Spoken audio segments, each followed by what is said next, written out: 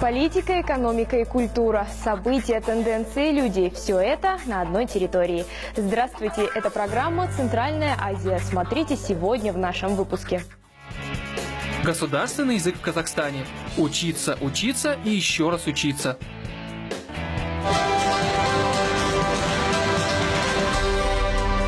К 2020 году свободно владеть казахским языком будут 95% граждан Казахстана. Таков прогноз экспертов. А пока для трети населения 17-миллионной республики этот языковой барьер остается непреодолимым.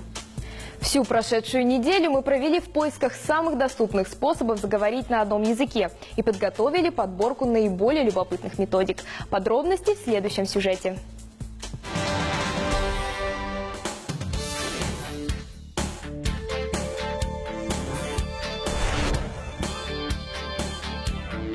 В среднем через 1,5 месяца ежедневных занятий учащиеся начинают понимать разговорную речь.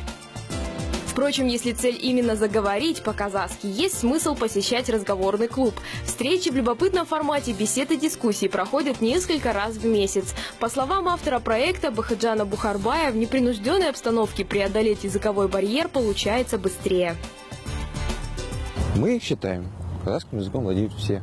Только не каждый об этом догадывается, и у каждого из вас есть в пассивном словарном запасе там 300 слов. То есть, значит, и у меня получится выучить казахский? Да, не, и у вас получится, без проблем. Чужим көрсетеміз. На такие клубные встречи приходит около 30 человек. Многие из них иностранцы. Несколько вечеров, проведенных в дружелюбной атмосфере, и гости больше не говорят на разных языках. Саламатсыздар ма? Менің есімім Денис. Мен Калифорнияданмын. Алматыда 2-3 жылдай тұрам. Қазақ тілін үйреніп жатырмын. Ағылшын тілінен сабақ берем.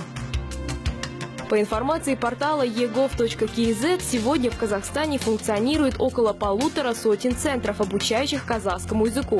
Больше половины из них дают знания бесплатно. Слушателям остается только выбрать удобный для себя формат обучения. На этом все. Вы смотрели «Центральную Азию». До встречи в эфире на телеканале Казах ТВ.